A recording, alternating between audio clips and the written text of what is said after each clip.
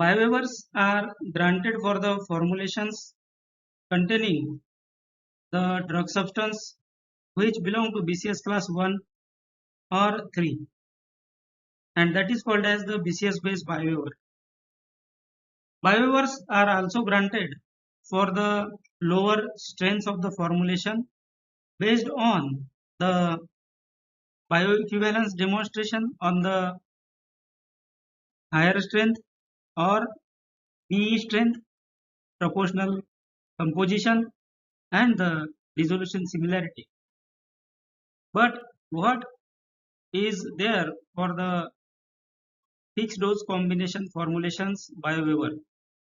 Is there any specific guideline, or how the biowaivers for the fixed dose formulations are applied and granted?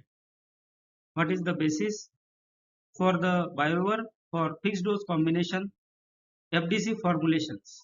So I welcome all of you to the video, and I request you to be with me till the end of this video to understand what is the criteria for biowaiver for FDC formulations.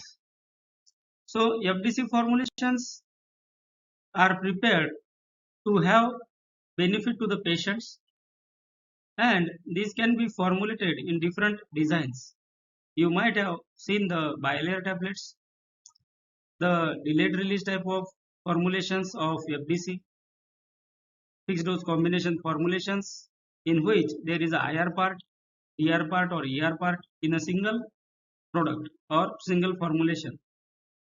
Fixed dose combinations of the formulation contain multiple drugs in a single formulation. It may contain 2 or 3 or more APIs, and these are designed with specific objectives. So some challenges are there because of the different solubilities, different physicochemical properties of the APIs, and the different biopharmaceutical properties of the APIs. The BCS classes of these combination APIs may be different. It is not like that only the BCS 1 or 2 can be formulated in FDC. There may be a difference between the BCS class also.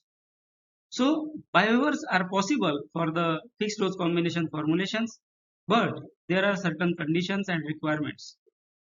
Now see the key factors for biowaiver consideration. API solubility is there, permeability is there. That means the BCS classification is considered.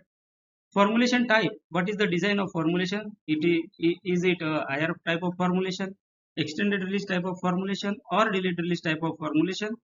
That is to be considered. API release mechanism.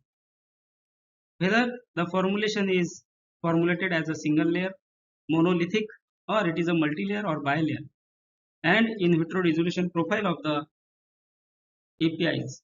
So if there are 2 or more APIs, the dissolution of all the APIs are required to be considered. BCS classification of the APIs. BCS class 1 drugs are highly soluble, highly permeable. BCS class 3 drugs are also highly soluble, and low permeable. While the BCS class 2 drugs are low soluble and high permeable, and BCS class 4 drugs are low soluble and low permeable. So if the formulation is FDC and contains BCS class 1 drugs, 2 or more BCS 1 drugs, or 2 or more BCS class 3 drugs, or combination of the BCS class 1 and 3, then there are high chances of the biowaiver. Favorable for the biowaiver if the APIs are soluble belonging to class 1 or 3. But for BCS class 2 and 4, the biowaivers are unlikely because of the low solubility and permeability. So another is the type of formulation, whether single layer IR fixed dose formulation or it is a multi-layer. So if it is a single layer, the tablet is formulated as a monolayer tablet. Its dissolution should be considered. Rapid dissolution should be there across the pH range, pH 1.2, 4.5 and 6.8. Comparative dissolution with the higher strength and also with the RLD strengths. Biowaivers are possible if the dissolutions are similar. Multilayer or bilayer tablet formulations.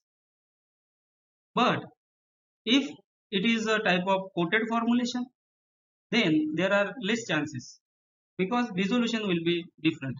Multi-layer coated tablet or whether the dose of the one API is in OT. What is the resolution? Is it a rapid or very rapid type of resolution? And if it is a modified release type of formulation, then B study is required. If one layer is immediately released and another layer is modified release, then the bioequivalence study will be required. Modified release fixed dose combinations. These may be formulated with immediate release, modified release, delayed release, and in their combinations. So whenever there is a modified release type of fixed dose formulation, that time always understand that bio study will be required.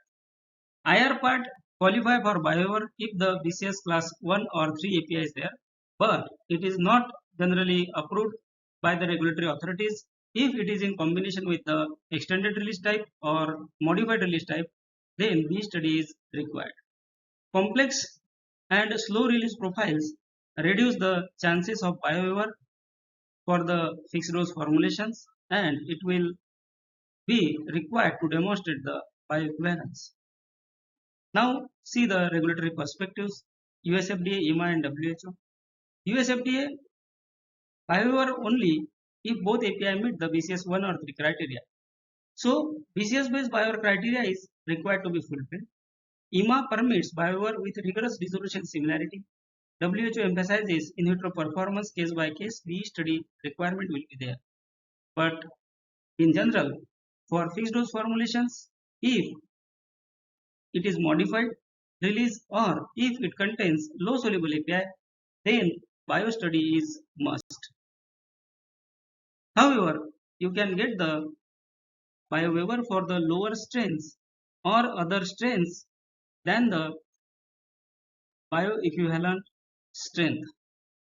In conclusion, biowaiver is feasible for simple FDCs with favorable BCS profiles. That means containing the highly soluble APIs. Formulation complexity and release profiles often necessitate BE studies. In vitro dissolution testing is critical for fixed dose formulations. Regulatory decisions are dependent on the particular product and it depends on the specific case. There are regulatory guidelines provided by the US FDA, EMA, WHO and ICH for the biowaiver applications for the fixed dose formulations. Also refer the US FDA product specific guidances, EMA product specific guidances, US FDA and EMA guideline for the bioequivalence requirements, WHO technical report on multi-source products, ICH M9 guideline is there. Now ICH M13A and M13B also is there to have understanding about the fixed dose combination formulation biowaivers. Thank you for watching the video and let's meet soon with such kind of informative video.